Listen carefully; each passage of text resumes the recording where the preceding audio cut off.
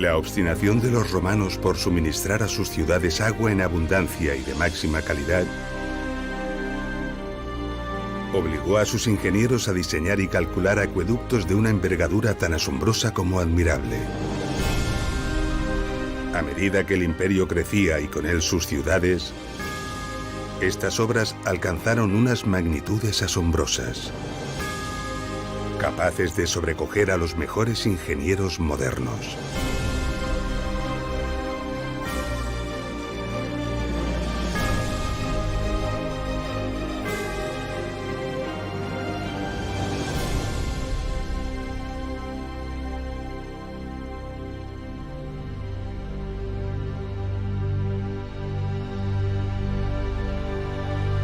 En la primera parte de Ingeniería Romana, Acueductos, pudimos comprender, gracias al gran acueducto de Nimes, cómo se proyectaba y se planificaba un acueducto romano.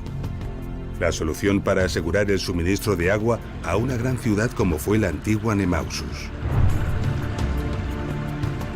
Y gracias a los acueductos de Tiermes, Cella y Chelva, pudimos ver cómo incluso ciudades muy modestas estaban dotadas de grandes acueductos, lo que nos confirma la idea de que toda ciudad romana debía disponer de un caudal continuo y abundante de agua de calidad.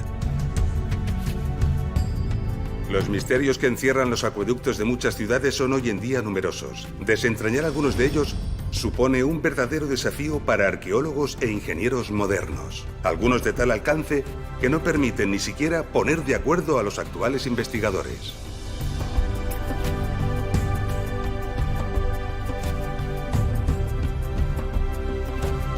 A 200 kilómetros al norte de Chelva se encuentra la sorprendente ciudad romana de Bilbilis, famosa por ser la patria del poeta Marcial.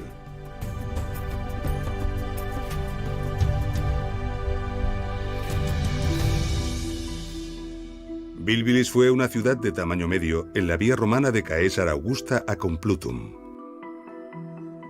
Bilbilis tenía cierta singularidad.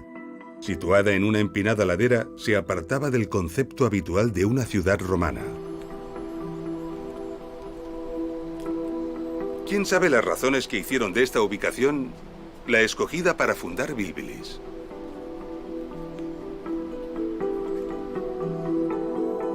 Quizás sean obvias. Las vistas aquí son realmente sobrecogedoras y esta orientación es la mejor para este clima. Sea como sea, esta decisión representaba un extraordinario reto para los ingenieros que debían dotarla de agua. Porque, ¿cómo hacer llegar el agua hasta esta altura?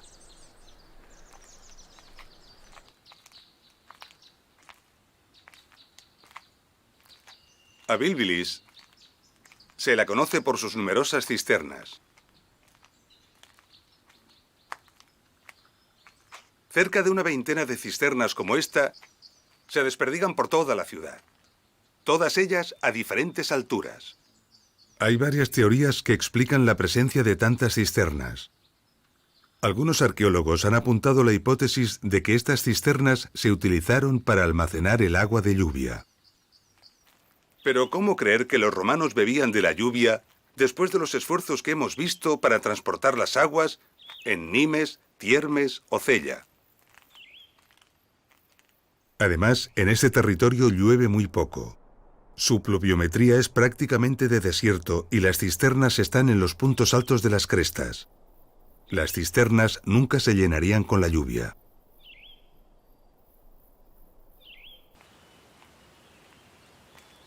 Bilbilis no era una gran ciudad como Nimes, pero era una ciudad importante. Desde luego era mucho mayor que otras que hemos visto, como Tiermes o Cella. El teatro de Bilbilis tenía una capacidad cercana a los 4.500 espectadores. También las termas tenían unas dimensiones respetables.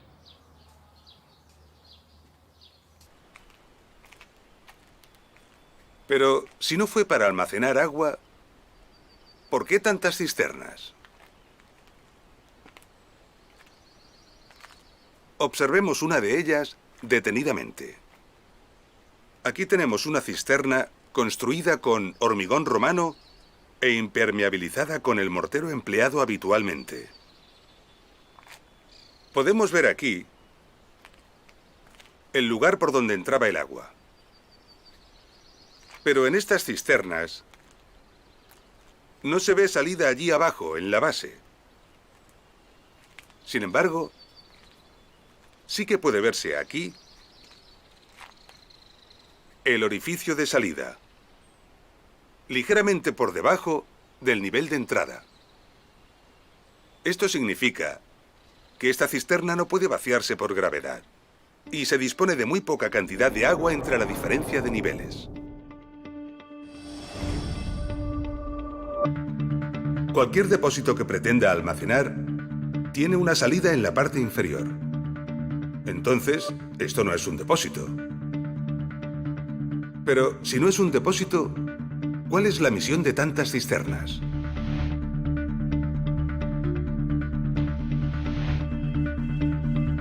Para contestar a esta pregunta, vamos a desplazarnos a Itálica, ciudad de la Bética, cerca de la actual Sevilla, en España. Itálica era una ciudad importante y tenía un buen acueducto. Un acueducto de 35 kilómetros y medio de recorrido total y, según los estudios, de un diseño y trazado impecables.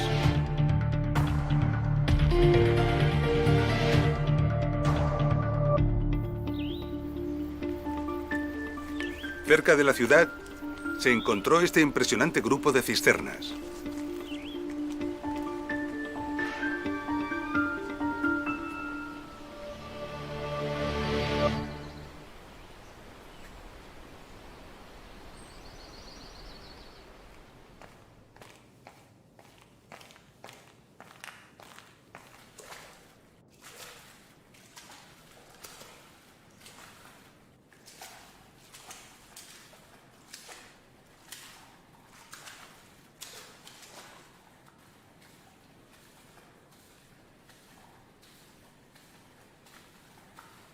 Aquí podemos ver el canal de entrada del agua que venía del acueducto.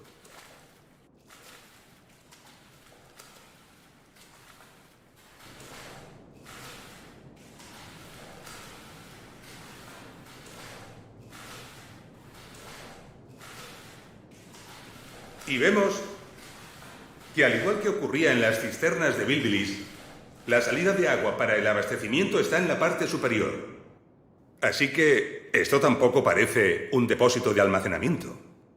Pero si no es un depósito, ¿por qué un tamaño tan grande? ¿Cuál era su función?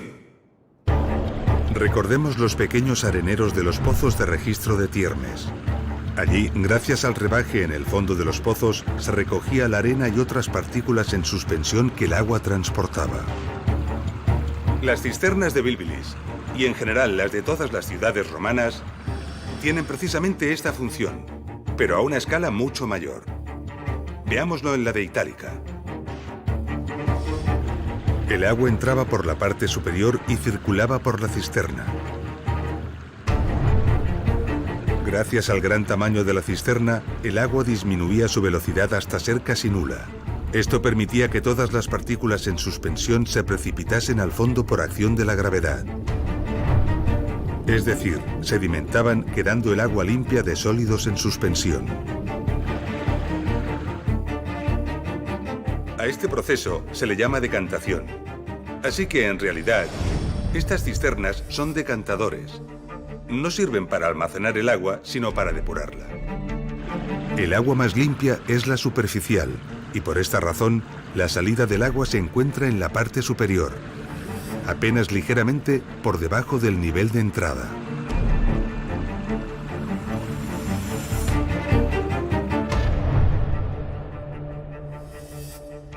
Los decantadores se sitúan a veces al principio del acueducto, pero normalmente se emplazan al final, cerca de las ciudades.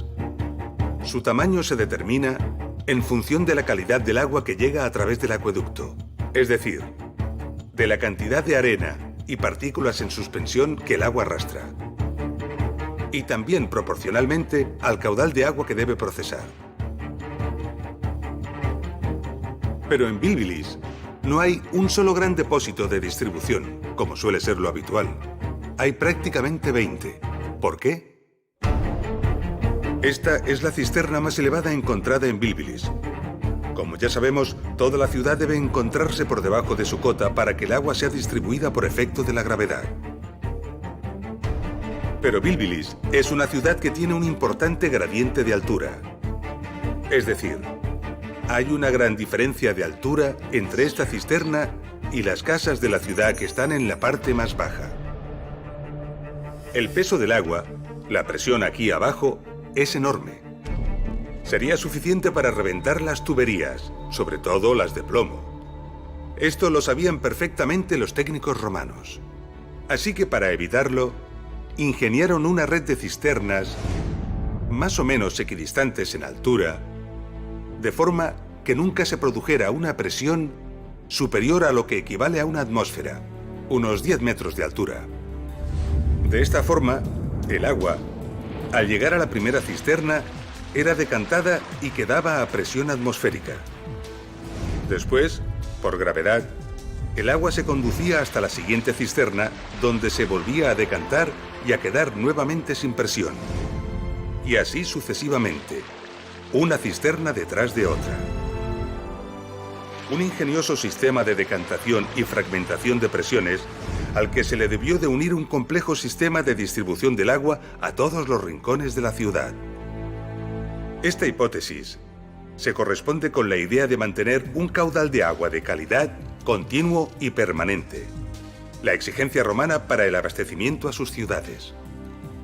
Pero recordemos, Bilbilis se encuentra en una ladera muy inclinada, así que la primera cisterna, que tiene que recibir el agua, se encuentra en una cota muy elevada. ¿Cómo hacer llegar el agua hasta ella? ¿Disponían los romanos de una fuente de suficiente caudal y calidad por encima de esta cota? La respuesta es sí. Al norte de Bilbilis, a unos 10 kilómetros, se encuentra la Sierra de la Virgen, con importantes manantiales situados sobradamente por encima de la cota necesaria y cuya agua podía ser captada y trasladada por un canal apoyado en el suelo hasta las cercanías de Bilbilis.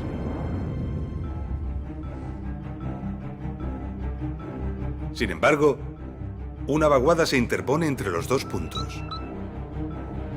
Para mantener la poquísima pendiente que requiere un canal, sería necesario construir unas enormes arquerías. Unas arquerías de unos 100 metros de altura y más de 1000 metros de longitud. Unas arquerías de estas características son absolutamente inviables. ¿Cómo resolverlo? Los ingenieros romanos tenían poderosos conocimientos de hidráulica y, por supuesto, conocían perfectamente el principio de los vasos comunicantes. Este principio físico nos dice que recipientes comunicados por su parte inferior por un conducto cerrado mantendrán el líquido que contienen al mismo nivel independientemente de la forma de dichos recipientes. Con este principio, los ingenieros romanos planificaron en Bilbilis lo que conocemos como un sifón invertido.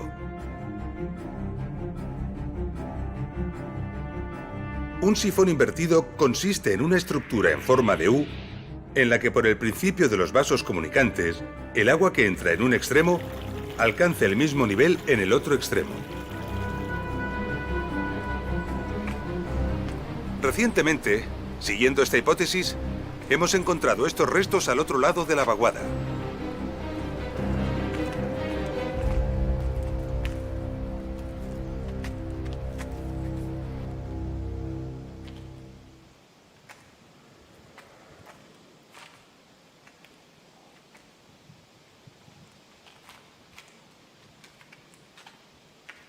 Sorprendentemente, lejos de Bilbilis y en la cima de esta escarpada colina, hemos encontrado este depósito de hormigón romano.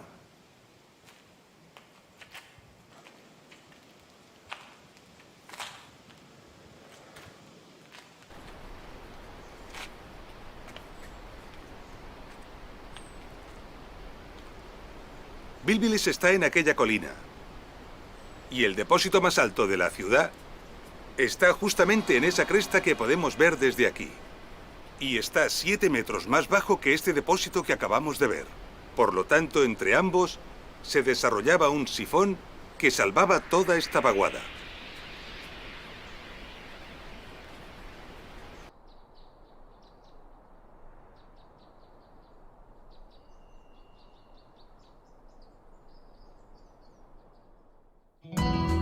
Los sifones son los grandes elementos desconocidos de los acueductos, a pesar de que su uso fue muy habitual y reiterado en ingeniería romana.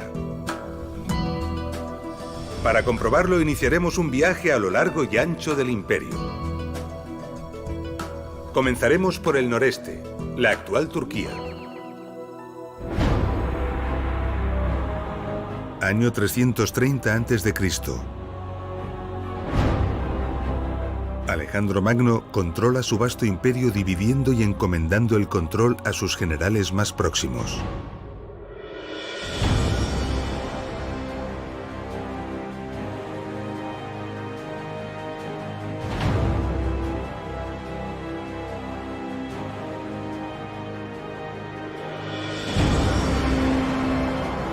El general Lisímaco recibe el control de Tracia.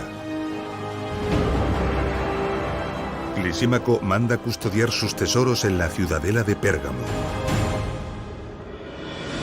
Situada sobre un promontorio rocoso, esta ciudadela se convertirá en una importante ciudad, capital de un reino y un gran centro intelectual que rivalizará con Alejandría.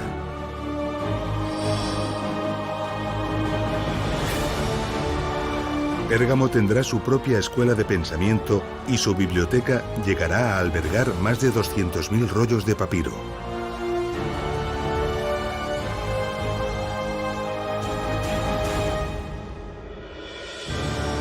Tras el reinado de varios reyes, Pérgamo pasa a dominio romano.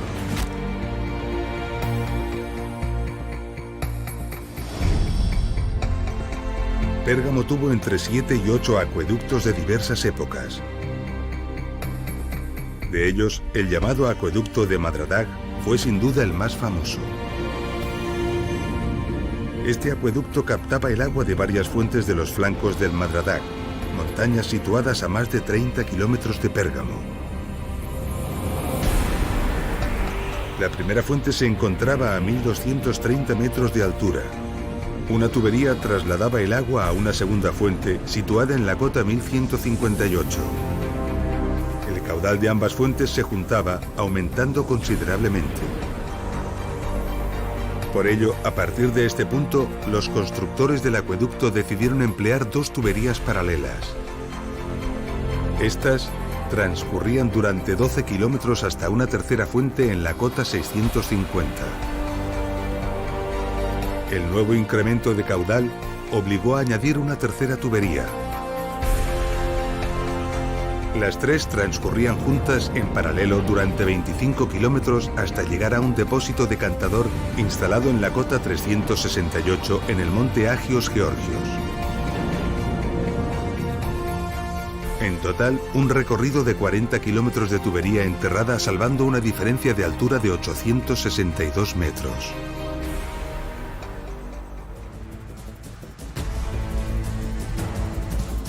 Así que decidieron emplear tramos de tubería de plomo de 30 centímetros de diámetro. Los tramos fueron sellados con más plomo y conectados mediante sillares de piedra taladrados. Y todo el conjunto se fijó al terreno fuertemente mediante largos puentes de apoyo. Miles de tuberías descendían el valle resistiendo la enorme presión y las grandes fuerzas que el agua ejercía. Luego atravesaban su fondo protegidas y suspendidas por unas arquerías. Y finalmente ascendían la ladera del valle para alcanzar la ciudad de Pérgamo en la cota 322. En total, un sifón de plomo de 3,5 kilómetros y 190 metros de altura de presión. El acueducto de Madradag ya suministraba agua a la Acrópolis de Pérgamo hacia finales del siglo III a.C., mucho antes del dominio romano. Este es un buen dato para certificar que la principal fuente de conocimiento que los ingenieros romanos atesoraron para la construcción de sus acueductos fue de origen griego, y nos recuerda que los griegos ya hicieron obras prodigiosas con anterioridad. El sifón de Bilbilis dataría del año 0 aproximadamente, año estimado de la fundación de la ciudad, unos 200 años más tarde que la construcción del acueducto de Madradag. Parece pues evidente y probado que los técnicos romanos ya poseían un gran conocimiento sobre el diseño y construcción de los sifones en el momento en que Bilbilis fue construida. El acueducto de Madradag es de origen helenístico, pero fue ampliado, modificado y mantenido por los romanos cuando la ciudad entró bajo su dominio. Esta capacidad para recoger el conocimiento, ampliarlo y perfeccionarlo es una de las grandes cualidades de la civilización romana. Así que la ingeniería griega para la ejecución de sifones fue ampliamente superada por los técnicos romanos. Tenemos excelentes ejemplos en Lugdunum, capital de la provincia romana de la Galia Lugdunensis, la actual e importante ciudad francesa de Lyon.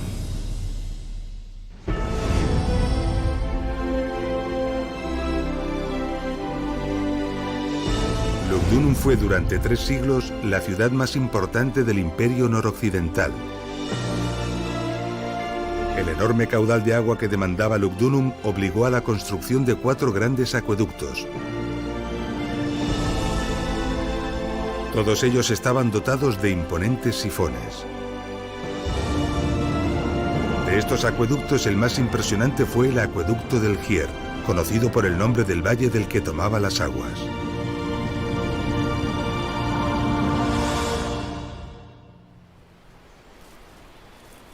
El acueducto del Gier tenía una longitud total de 87 kilómetros de canal.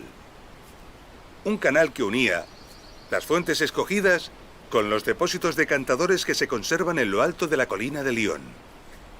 87 kilómetros de canal para salvar una distancia de 42 kilómetros en línea recta.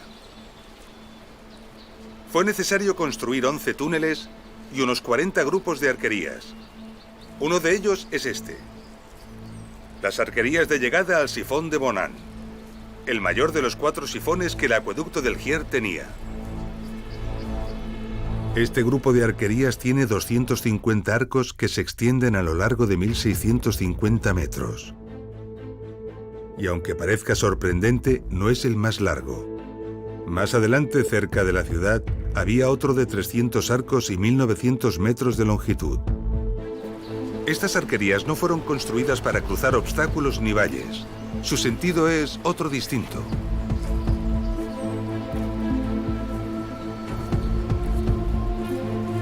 Frente a nosotros tenemos el obstáculo a salvar: el Valle de Bonan. La cota a este lado del valle, a ras de suelo, es demasiado baja para lograr que el agua alcance el depósito de salida que se encuentra al otro lado del valle. Para alcanzar la otra punta del valle, era necesario incrementar la presión del agua, aumentando la altura de la canalización varios metros sobre el suelo. Y este es el sentido de estas arquerías: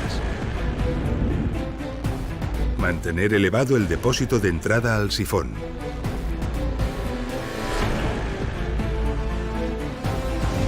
Allá arriba estaba el depósito de entrada del sifón, y de él salían 11 tuberías de plomo. La misión de tantas tuberías era dividir la fuerza del agua. Las tuberías se apoyaban sobre estas rampas y se cubrían con un buen espesor de hormigón. Luego discurrían por el terreno ladera abajo del valle, enterradas y cubiertas con hormigón que ayudaba a resistir la presión.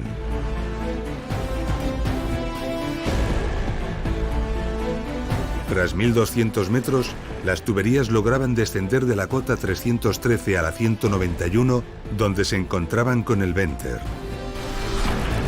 El Venter era un puente que permitía mantener las tuberías elevadas respecto al fondo del valle, salvando los caminos, los ríos y las riadas. El Venter del sifón de Bonan medía 320 metros y estaba construido con una impresionante estructura que en buena parte hoy en día todavía se conserva.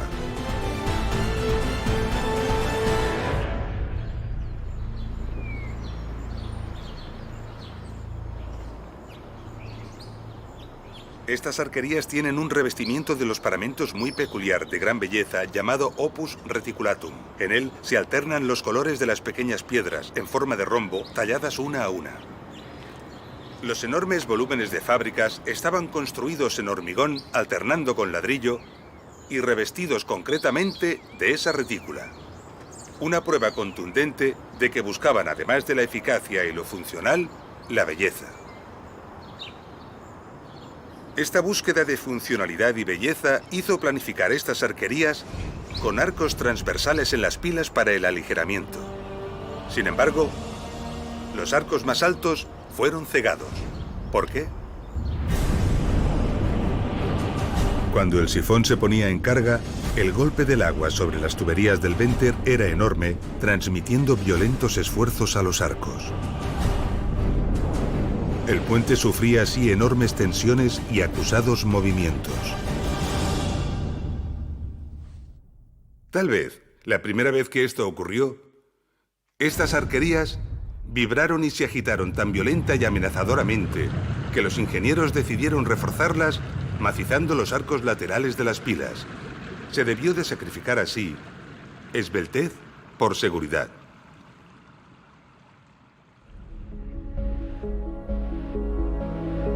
Al final del Venter, el agua era empujada por la enorme presión ladera arriba. Este punto era realmente crítico. A la enorme presión se añadía la sedimentación y la acumulación de la arena que el agua pudiese arrastrar. Esto podría provocar el taponamiento del sifón, dejando el acueducto fuera de servicio.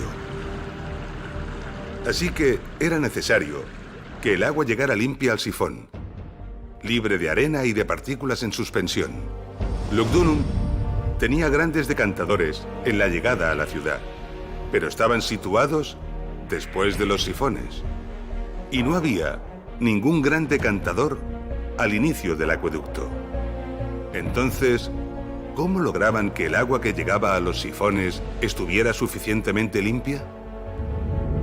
Además del arenero de la propia cámara de entrada de los sifones, el acueducto del Gier tenía unos 1000 pozos de registro.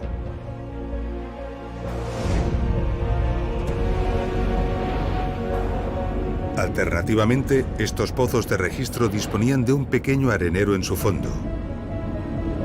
En total, 500 areneros. La labor de estos 500 areneros a lo largo del recorrido resolvía el problema de limpiar el agua suficientemente para evitar problemas en los sifones.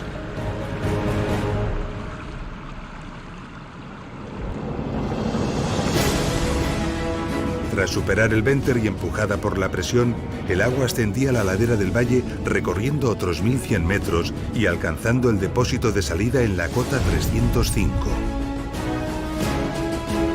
8 metros por debajo de la cota del depósito de entrada del sifón. A partir de ese punto, el agua era conducida por el canal, ya sin presión, hacia los decantadores situados en la colina de la ciudad. El impresionante sifón de Bonan salvaba un valle de 2.660 metros de anchura y tenía una altura de más de 120 metros.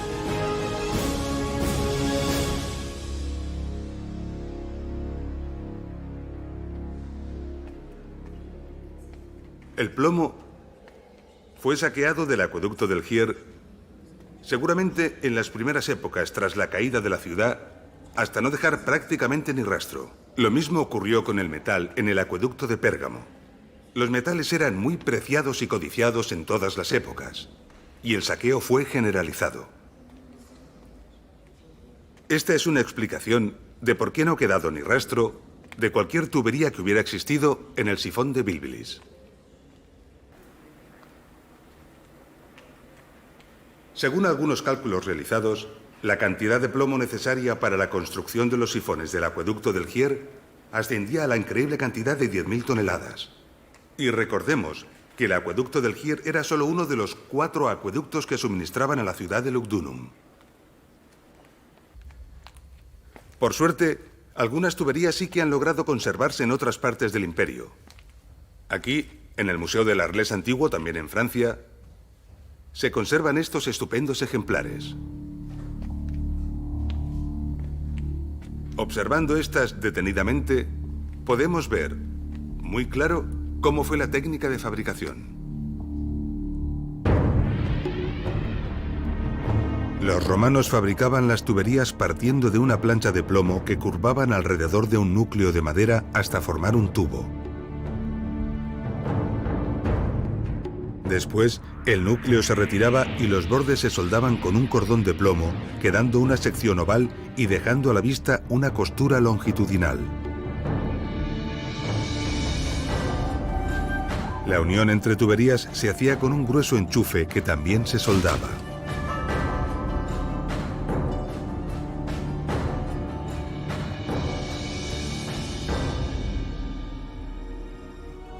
Nos trasladaremos hasta la antigua Tarraco, capital de la provincia romana de la Hispania Citerior, para hacer una interesante reflexión sobre esta cuestión.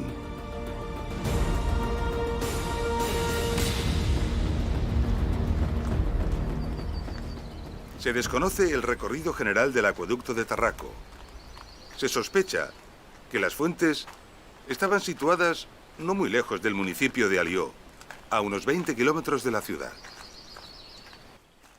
4 kilómetros antes de llegar a la ciudad, el acueducto tuvo que enfrentarse a una vaguada de unos 200 metros, donde la construcción de un sifón hubiera sido lo más indicado. Sin embargo, aquí tenemos unas impresionantes y bellas arquerías, de las mejor conservadas del imperio.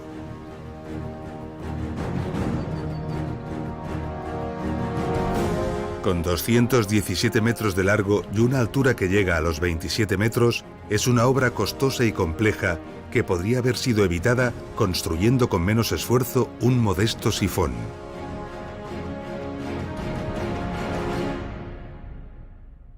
¿Por qué los romanos optaron por unas espectaculares pero costosas arquerías en lugar de por un eficaz pero más económico sifón? Muchas de las obras de las ciudades y de sus cercanías eran patrocinadas por personajes de alto rango socioeconómico. Este tipo de acciones proporcionaban una buena imagen y alto prestigio a su patrocinador.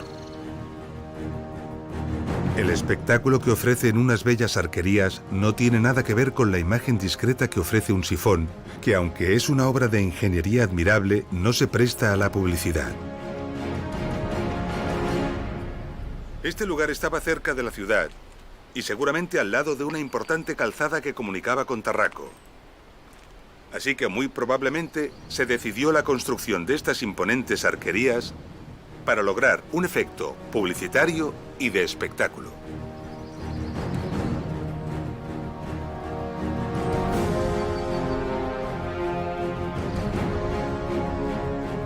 Otro ejemplo significativo de esto son las sobrecogedoras arquerías del acueducto de Segovia, bella ciudad del centro de España.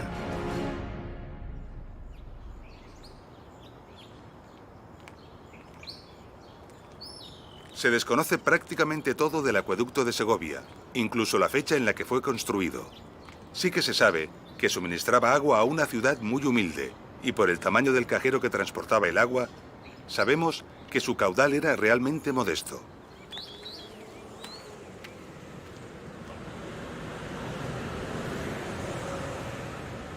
Si recordamos el cajero del acueducto de Nimes y lo comparamos con el cajero de este acueducto, nos daremos cuenta enseguida de la diferencia de caudales que ambos acueductos conducían.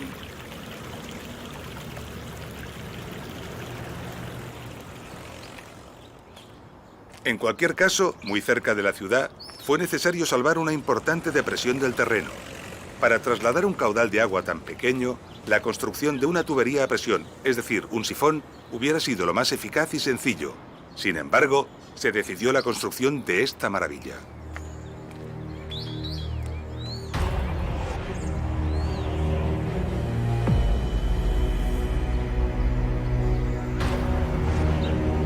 Construido en grandes bloques de granito que se sujetan únicamente por el equilibrio que aporta su sobrecogedor y admirable diseño, alcanza los 28 metros de altura. 24.400 bloques de piedra para construir 167 arcos. 7.500 metros cúbicos de duro granito. Los sentimientos de poder y grandeza que despierta una obra como esta aún se sienten con toda su fuerza hoy en día, a pesar de lo acostumbrados que estamos a las grandes obras de ingeniería modernas. El efecto propagandístico y la búsqueda del espectáculo es la causa de estas colosales arquerías, como demuestra la cartela con letras que aún se conserva en lo más alto, anunciando al benefactor de la obra.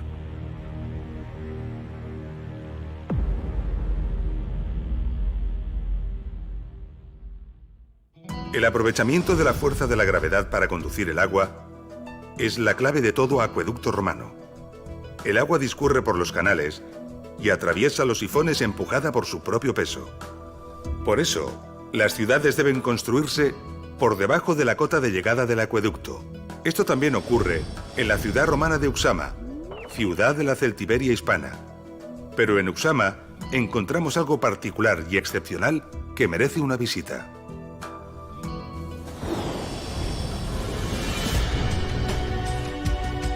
Uxama tuvo una cierta importancia en época romana, en gran medida por estar situada en la importante calzada romana que unía Caesar Augusta y Astúrica Augusta y que atravesaba toda la Celtiberia.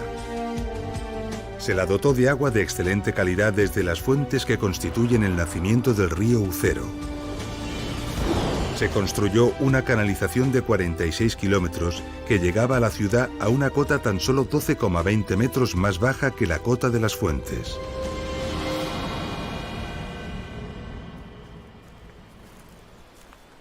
La mayor parte de Uxama está actualmente por excavar y estudiar. Varias cisternas similares a las de Bilbilis repartían el agua a toda la ciudad. Pero algunas cisternas, entre ellas esta, se encuentran por encima de la cota de llegada del acueducto. ¿Por qué? En esta colina se descubrió algo inesperado y sorprendente.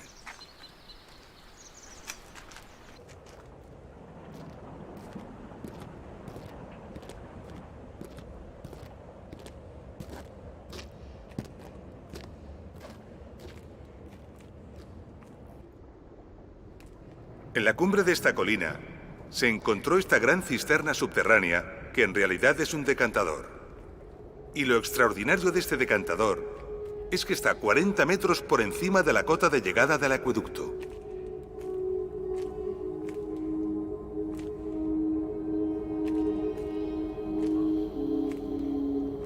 Por alguna razón nada habitual, parte de la ciudad precisó estar a una elevación mayor que el acueducto y no podía ser suministrada por este.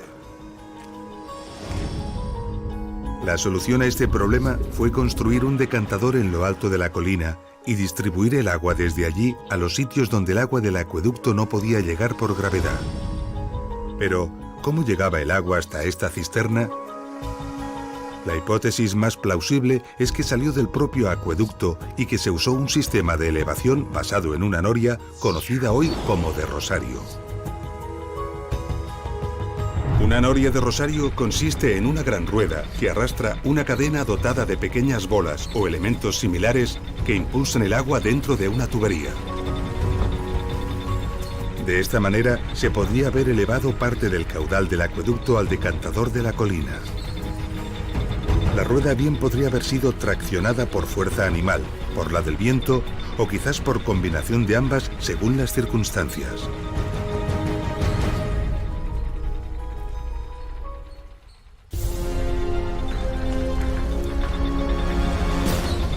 Las norias de rosario eran utilizadas también por los ingenieros romanos en las explotaciones mineras para realizar el achique del agua de las galerías.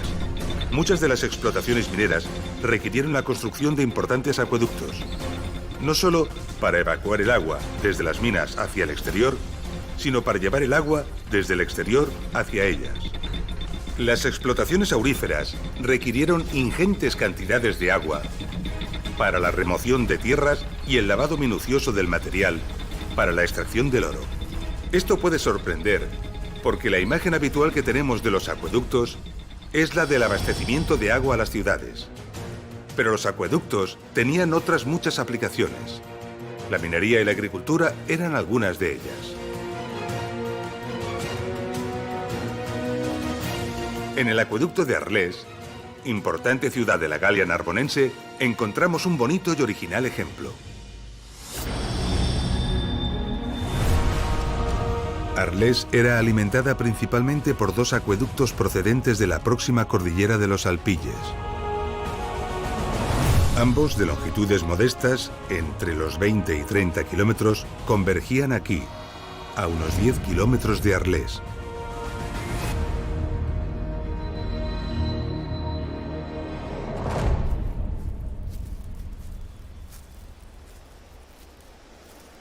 Este es el lugar donde se unían los dos acueductos en una gran arqueta de distribución de la que salían estos dos nuevos canales.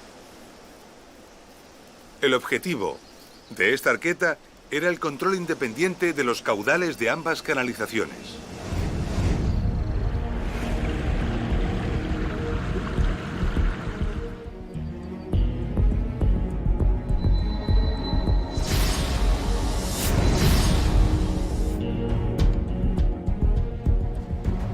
En estos restos podemos ver estupendamente el impresionante grosor del mortero impermeabilizante Opus Signinum con que fueron dotadas estas canalizaciones.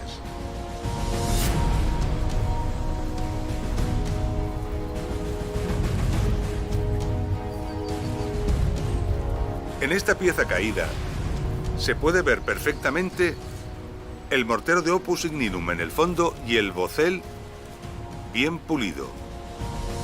Y esta placa es concreción calcárea. Recordemos que la concreción calcárea es la precipitación de cal que se produjo durante los cientos de años de funcionamiento del acueducto.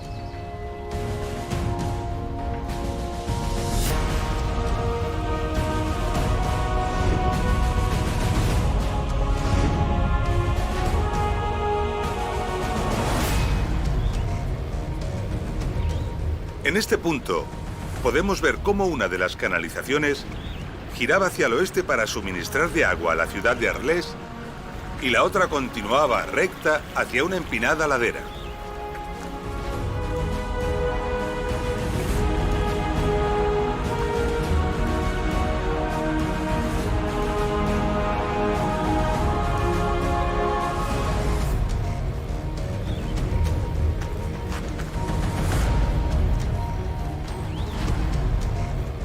Y en esta ladera podemos ver la cimentación de una construcción cuyo evidente objetivo era aprovechar la fuerza del agua.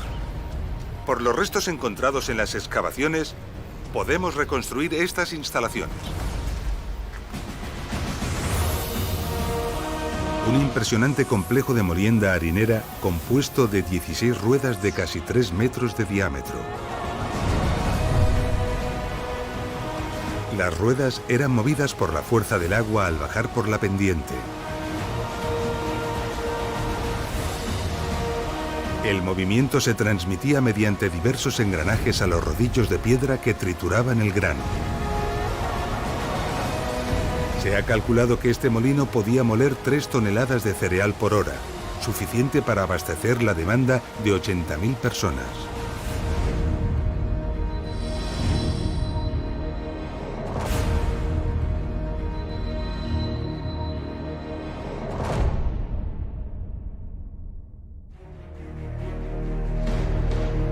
En esta serie documental hemos escogido los ejemplos de acueductos del Imperio que hemos considerado más adecuados desde el punto de vista didáctico. El principal objetivo ha sido transmitir de la mejor forma posible los conceptos fundamentales y más importantes de la ingeniería de los acueductos romanos. También hemos querido escoger algunos de ellos por ser poco conocidos, permitiendo así que admirables obras, muchas de ellas tan olvidadas, tengan la oportunidad de obtener, al menos, parte del reconocimiento que merecen. Pero el Imperio tiene cientos de acueductos que no hemos tratado, algunos más impresionantes en diseño y audacia que los que hemos visto, y que son dignos de ser nombrados. Como el acueducto de Cherchell en Argelia, o el d'Aix-en-Provence y el de Metz en Francia, que rondan los 50 kilómetros, o el de Vervins con 70 kilómetros y el espléndido de Fréjus con 45 también en Francia. Muchos rondan los 100 kilómetros de longitud, como el de Gades al sur de España y el de Colonia en el centro de Alemania.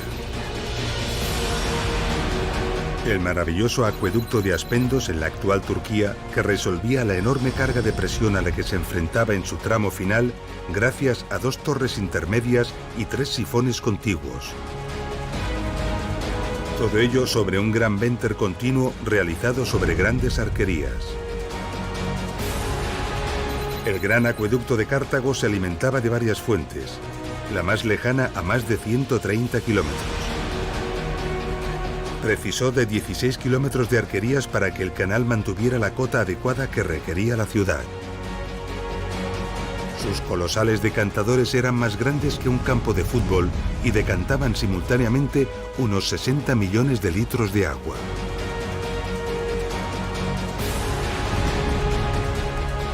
El colosal acueducto de Valente suministró agua a la antigua Constantinopla. Con más de 400 kilómetros de canal, fue una de las mayores obras hidráulicas del mundo antiguo. En la colosal explotación minera aurífera de las Médulas, en España, se construyeron diversos acueductos cuyos canales superaban en conjunto la increíble cifra de 600 kilómetros de longitud. Allí, la fuerza del agua fue utilizada literalmente para disolver las montañas. Pero seguramente el sistema de abastecimiento más espectacular de todos, como no podía ser de otra manera, fue el de Roma.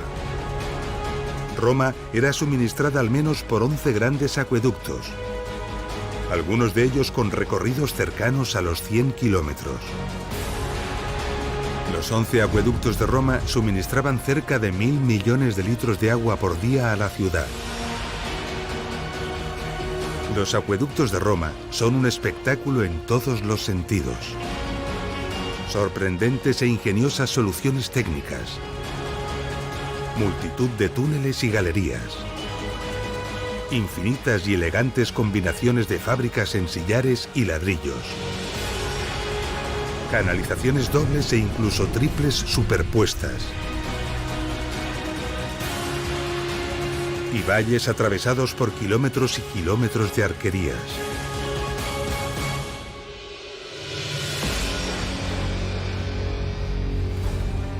Hemos llegado al final de nuestro episodio. En él hemos conocido nuevos y apasionantes ejemplos de suministro de agua.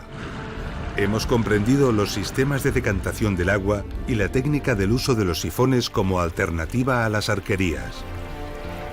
Y como única e ingeniosa solución para salvar grandes valles y vaguadas. Y finalmente, hemos visto que el uso de los acueductos no se limitaba únicamente al suministro de las ciudades, sino también a usos industriales y mineros. En nuestro próximo episodio, conoceremos la prodigiosa ingeniería que se esconde tras las vías de comunicación que los ingenieros romanos proyectaron y construyeron. Nos vemos en Ingeniería Romana, Carreteras.